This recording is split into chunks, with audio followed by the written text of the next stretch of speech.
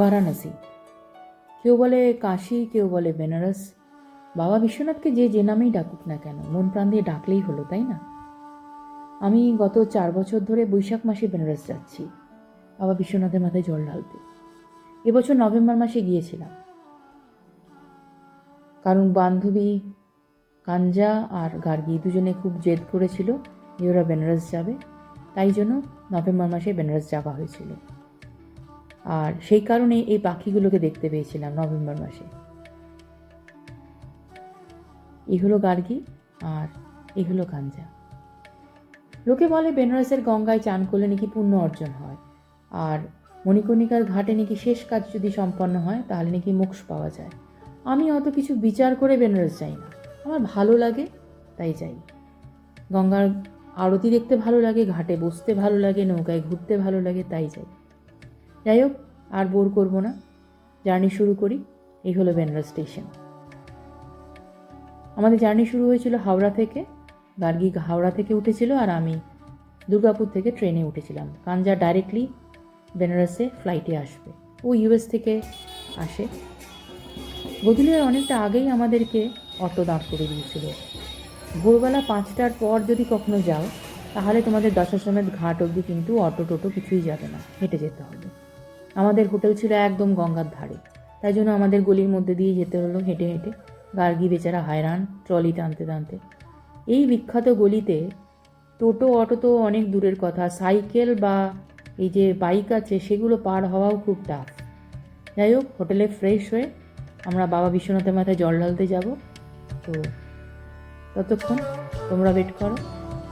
আমরা ফ্রেশ হয়ে রেডি, আমরা এখন যাব বাবা বিশ্বনাথের মাথায় জল ঢালতে। আমরা ছিলাম 64 ঘাটের ওপরে হোটেল সীতাতে। আমি এই হোটেলে আগেও এসে উঠেছি, তো ওরা বলেছিল ঘাটের ধারেই হোটেল নিবি, সেই জন্য ওখানেই ছিলাম। এটা হলো দশাশ্বমেধ ঘাটের একটা পোর্শন, এখানে সন্ধে আরতি হয়। আমরা এখন যাচ্ছি বাবা বিশ্বনাথের মাথায় জল ঢালতে আর মা অন্নপূর্ণার পুজো দিতে। বেনারসি গলির একটা কি বিশেষত্ব আছে জানো তো? খুব কালারফুল, জয়পুরের মতো। রং বেরঙের চুড়ি দেখতে পাবে, রং বেরঙের শাড়ি দেখতে পাবে, চতুর্দিক যেন ঝকঝক করছে। আমার বেশ ভালোই লাগে। এখানে তো টোটো অটো তো কিছু ঢুকবেই না, কোনো কোনো গলি এত সরু সাইকেল পার হওয়াও খুব টাফ হয়ে যায়। তো যাই হোক, এখন নভেম্বর মাসের ফার্স্ট উইক, আজকে হলো 9th নভেম্বর। খুব একটা বেশি ঠান্ডাও নেই, ভালোই গরমই বলতে পারো। এখন গিয়ে আমরা লাইনে দাঁড়াবো।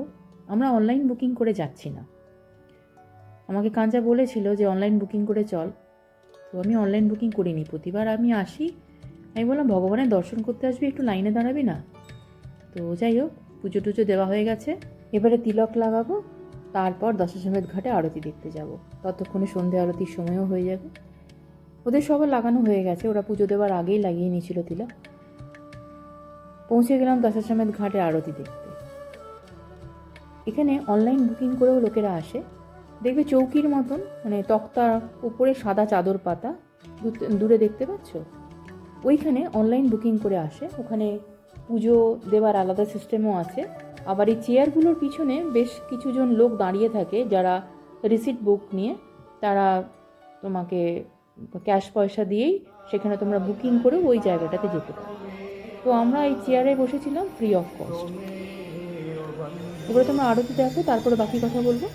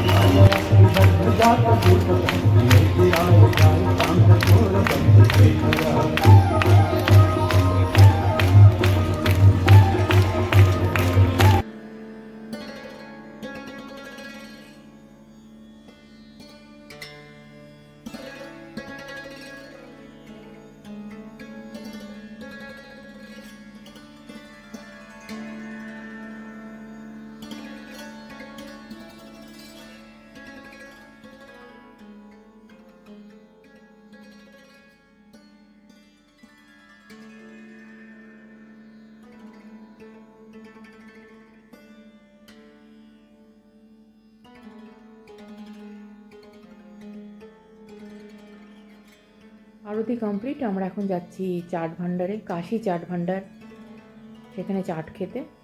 ইনস্টাগ্রামের জন্য ফেমাস ওই কাশি চাট ভান্ডার। যদিও এখানে অনেক চাটের দোকান আছে, তো দেখি কীরকম চাট বানায়, যদি পৌঁছাতে পারি অবশ্য, কারণ গদুলিয়া মোড় থেকেও আরও খানিকটা হাঁটতে হবে, আর তারপরে এখানেও প্রচুর ভিড়। যদি পৌঁছাতে পারি তাহলে তোমাদের দেখাবো, আর যদি পৌঁছাতে না পারি তোমরা দেখতেই পাবে, অন্য জায়গায় আমরা খাবো।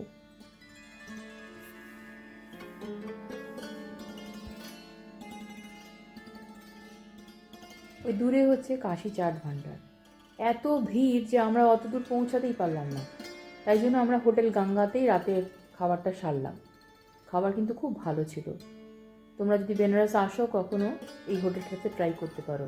দুপুরবেলাকার লাঞ্চ আর রাতের ডিনার, খুব টেস্টি ফুড। আর গদুলিয়া মোড়েই এটা, আর রাস্তার ঠিক অপোজিট সাইডেই হচ্ছে এই ফালুদা কুলফি দোকানটা। আমরা ওখানে ফালুদা কুলফি খেলাম, ওখানে লস্যিও পাওয়া যাচ্ছিল আর রাবড়িও পাওয়া যাচ্ছিল, বাট আমরা একটাই খাবো, তো সেই জন্য ফালুদা কুলফি ট্রাই করলাম।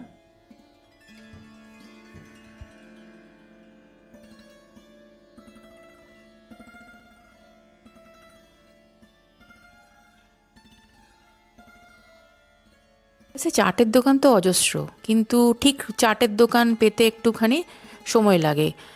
কাশি চাট ভান্ডারের প্রচুর মার্কেটিং, যার জন্য প্রচুর ভিড়, কিন্তু আমরা সেখানে ঢুকতে পারিনি। তো আমরা আরেকটা চাটের দোকানে গিয়েছিলাম, সেটা হচ্ছে কেসরি চাট ভান্ডার। সেটা তোমার 1 নম্বর গেটের কাছেই, তো সেখানেও তোমরা ট্রাই করতে পারো। খুব ভালো টেস্টি চাট পাবে কিন্তু, আর বিভিন্ন রকম চাট পাবে।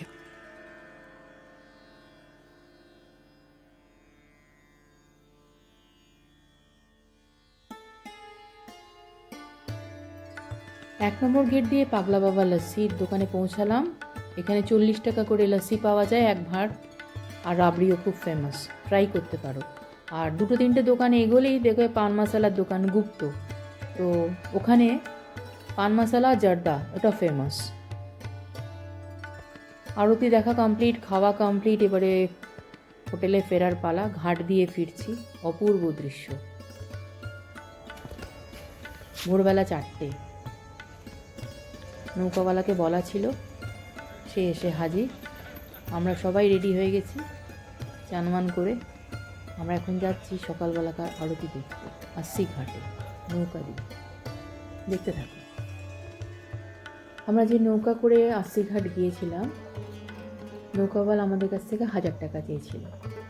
তো আমরা রাজি হয়ে গিয়েছিলাম, কারণ ও আমাদেরকে ছেড়ে আসবে, ফের আমরা যখন ফোন করব তখন ফের আবার আমাদেরকে গিয়ে নিয়ে আসবে। আমরা হোটেল সীতাতে ছিলাম, একটাই উদ্দেশ্য ছিল আমাদের, আমরা যেন যখন তখন ঘাটের ধারে বসতে পারি। রাত 12টাতেও যেন বসতে পারি, আবার ভোরবেলা 4টের সময়তেও যেন বসতে পারি।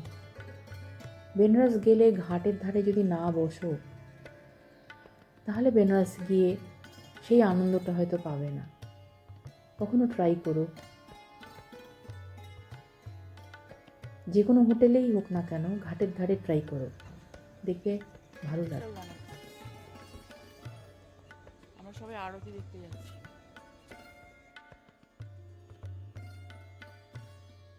বেনারস সম্বন্ধে আরেকটা ঘটনা বলি। আজ তো 10th নভেম্বর, ভোরবেলা, যার জন্য তোমরা টুনি লাইটগুলো অত দেখতে পাচ্ছ না। বাকি এই বিল্ডিংগুলো পুরো নাকি আলোয় আলোময় হয়ে যাবে যত দিন যাবে। কারণ একটাই, 15th নভেম্বর হচ্ছে কার্তিক পূর্ণিমা। সেদিনকে এখানকার লোকেরা ওটাকে দেব দীপাবলি বলে। বেনারস আর অযোধ্যা এই দুটো জায়গাকে ওই দিনকে, 15th নভেম্বরে মানে কার্তিক পূর্ণিমার দিনে, পুরো বেনারসকে আর অযোধ্যাকে না দুल्हन की तरह सजाते हैं ये लोग। মানে চতুর্দিকে আলো, ঘাটে প্রদীপে প্রদীপ বাজি পূর্বে, পুরো শহর একদম আলোময়। মানে ওই বেনারস একটা আলাদা রূপ। আমার তো সেটা দেখা হলো না এবছর, আমার জানাও ছিল না। কখনো বাবা বিশ্বনাথ যদি ইচ্ছে হয় তাহলে কখনো আসবো। তোমরা কখনো যদি বেনারস আসো, নভেম্বর মাসের ওই কার্তিক পূর্ণিমাটাকে টার্গেট করে এসো, অপূর্ব দৃশ্য দেখবে।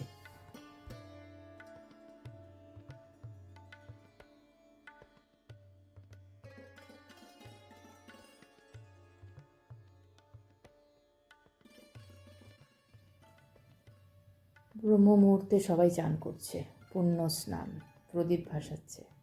আমাদের আর পুণ্য স্নান হলো না এই ভোরবেলা 4টের সময়।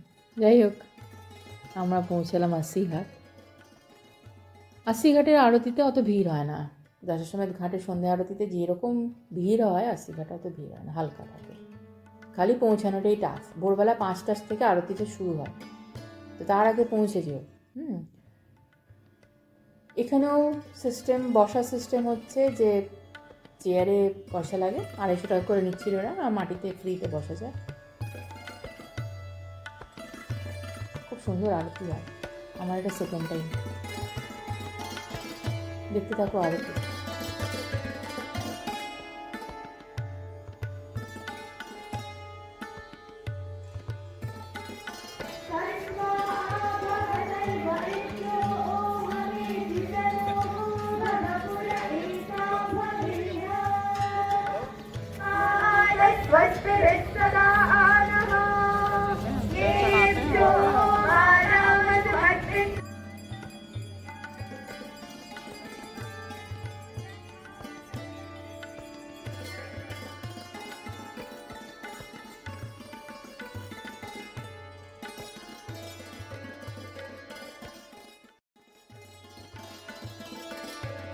সে সূর্যের আরতি হয় একমাত্র আশিঘাটে সকালবেলায়, আর গঙ্গার আরতি বেনারসে 2 জায়গায় হয়, এক দশাশ্বমেধ ঘাটে আর আশিঘাটেও হয়।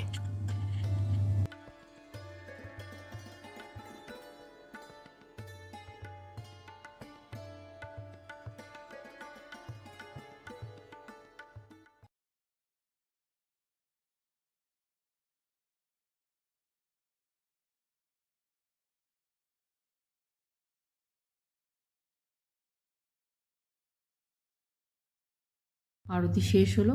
এবারে প্রত্যেকের হাতে পুরোহিত অল্প করে ফুল দেবে, নিয়ে মন্ত্রপাঠ করবে। তারপর ঠাকুরকে প্রণাম করে আমরা ওই থালার মধ্যে ফুলগুলোকে দিয়ে দেবো।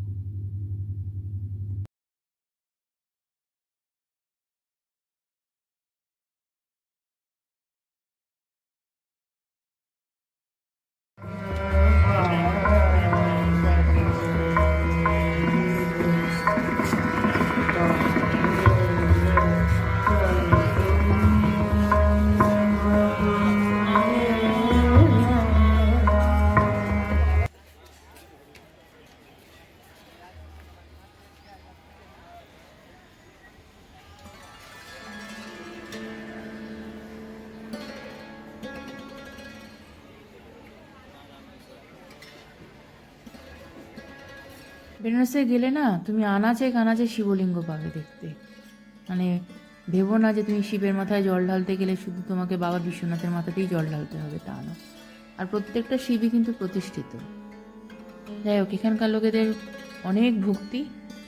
এই যে গাছটাতে পুজো করছিল সেটা ছিল স্বামী গাছ, মোস্ট প্রবাবলি, দেখে যতদূর মনে হলো। যাই হোক, আমাদের আরতি দেখা হয়ে গেল। এবার আমরা ফিরবো, হোটেল ফিরবো। আজ আমাদের যাবার প্ল্যান আছে সারনাথ। লোকের এখন গঙ্গা স্নান করছে।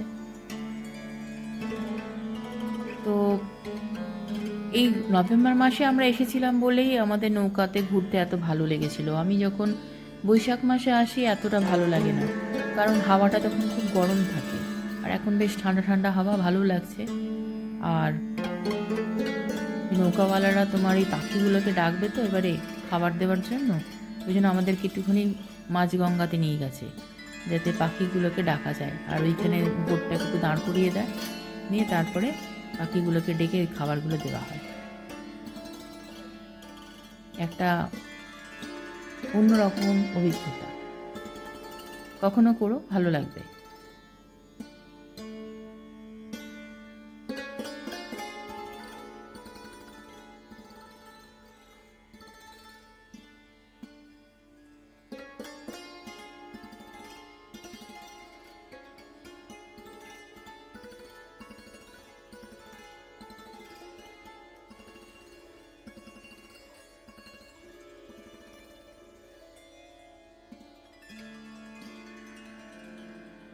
এই সেই পাখি। এদেরকে খাওয়াতে বেশ ভালোই লাগছিল, কেন ঝাঁকে ঝাঁকে আসছিল তো, সে পারলে হাত থেকেই নেবে, এরকম অবস্থা। এটা হলো হরিশ্চন্দ্র ঘাট। তোমাদেরকে একটা কথা বলে রাখি, মণিকর্ণিকার ঘাটে যখন তোমরা যাবে, আমি মণিকর্ণিকা ঘাটটা পেরিয়ে এলাম, দেখলে তো? কারণ আমরা বোটওয়ালাকে বলেছিলাম আশি ঘাট দেখিয়ে, মণিকর্ণিকার ঘাট দেখিয়ে আমাদেরকে আমাদের হোটেলে ছাড়তে। আমিও মণিকর্ণিকার ঘাটের কাছে আমি ভিডিওটা করিনি। সত্যি কথা বলতে কি, সেটা তো একটা শ্মশান, তাই না? একটা কথা বলে রাখি, লোকে এখন ইউটিউবের জন্য, ইনস্টাগ্রামের জন্য লোকে এতটাই ক্রেজি হয়ে গেছে যে ওই ঘাটের সামনে গিয়ে ছবি তুলছে, ঘাটে যাচ্ছে, ঘুরে গিয়ে তারপরে ছবি তোলাতুলি করছে। কিন্তু যে যা করে করুক, কিন্তু আমি বলবো যে ওখান থেকে ফিরে আসার পর কিন্তু চান করে নেবে, কারণ আফটারঅল সেটা কিন্তু একটা শ্মশান, ঠিক আছে? শ্মশানে অনেক রকম এনার্জি আছে, ভালো এনার্জি আর খারাপ এনার্জি। কে কখন কোন এনার্জি নিয়ে নেবে কেউ জানতে পারে না, আমরা সেটাকে মানি না, কিন্তু এটা মানা উচিত, কারণ আফটারঅল সেটা কিন্তু একটা শ্মশান, তাই মেনে চলো একটু। আমরা এখন ওই বেনারসের বিখ্যাত গলির মধ্যে দিয়ে এখন আমরা গোধুলিয়ার থেকে আর একটু দূরে স্ট্যান্ডে যাচ্ছি। সেখান থেকে আমরা অটো নেব, নিয়ে সেখান থেকে আমরা যাব সারনাথ, রামগড় ফোর্ট, এই জায়গাগুলো।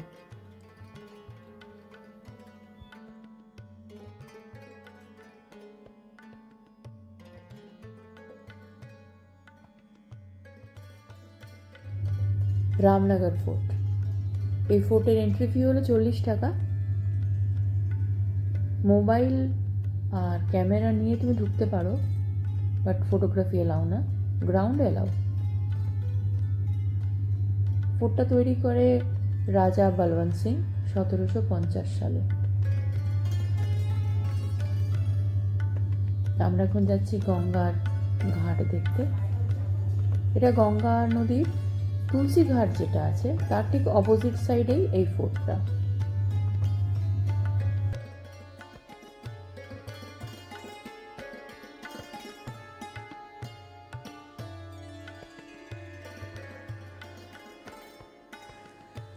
বর্তমান বারাণসী আধুনিকতা এবং ঐতিহ্যের এক সুন্দর মিশ্রণ। এখানে সরু গলিপথ, ঘাট, মন্দির, বিখ্যাত বারাণসী শাড়ি, এই রামনগর ফোর্ট, সারনাথ জায়গাটির বিশেষত্ব বাড়ায়। আর আমার মতন যারা ফুড লাভার তাদের জন্য তো বারাণসী একটা দারুণ জায়গা, কারণ তোমরা এই বারাণসীতে অনেক রকম টেস্টি ফুড পাবে। রাবড়ি, লস্যি, পান, এগুলো তো ছেড়েই দিলাম, এছাড়াও বিভিন্ন রকম চাট থাকে বা অথেন্টিক বারাণসী ফুড যেগুলো বলে সেগুলো পাবে। তো কখনো ট্রাই করো, যদি ছুটি ফুটি পাও তো 2 দিনের জন্য যদি হয় সময়, তো বারাণসী অবশ্যই যেও, আর পারলে বাবা মাকেও নিয়ে যেও, ওনাদের বেশ ভালোই লাগবে।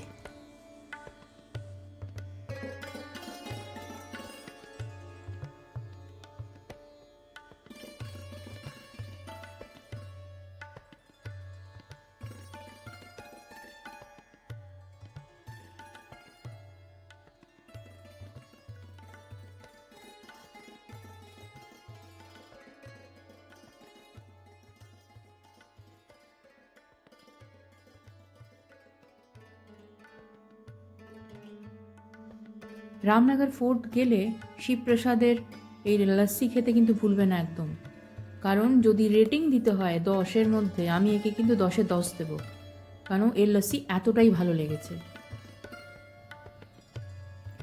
সরবেদ মহামন্দির, এটাও বেনারসে অবস্থিত, একটি অনন্য আধ্যাত্মিক ও দার্শনিক কেন্দ্র।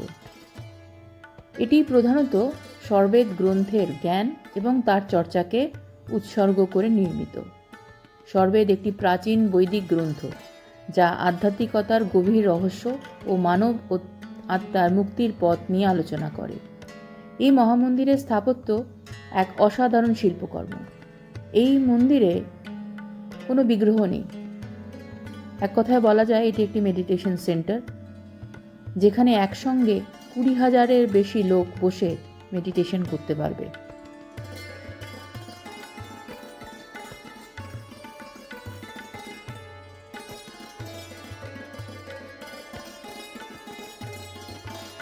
এই মন্দির শুধুমাত্র ধর্মীয় স্থান নয়, এটি একটি বিশ্ব মানবিক কেন্দ্র যা জাতি, ধর্ম এবং সংস্কৃতির ঊর্ধ্বে উঠে সমগ্র মানব জাতির জন্য আধ্যাত্মিক পথ প্রদর্শন করে।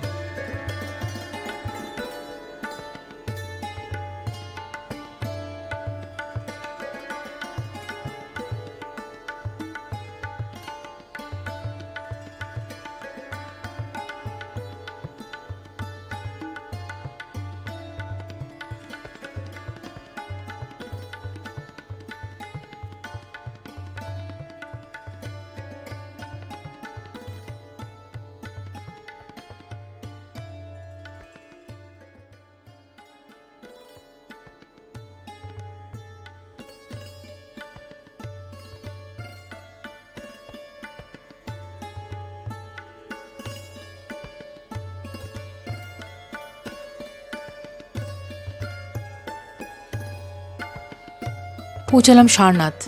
এখানকার এন্ট্রি ফি হলো 40 টাকা। সারনাথ হলো বুদ্ধিস্টদের জন্য একটা পবিত্র তীর্থস্থান।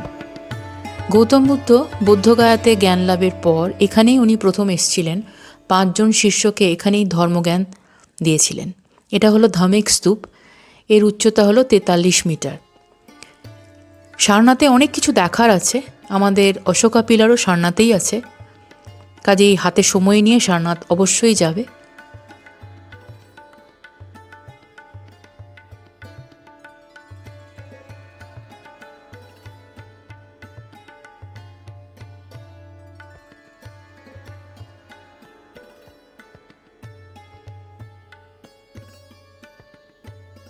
সারনাথ থেকে ফিরে এসে আমরা হোটেলে একটু ফ্রেশ হয়ে আমরা বেরিয়েছিলাম নৌকা করে এই গঙ্গার ঘাটগুলোকে দেখার জন্য। কারণ সামনেই দেব দীপাবলি আসছে, কার্তিক পূর্ণিমা 15 তারিখ, কাল 12 তারিখ।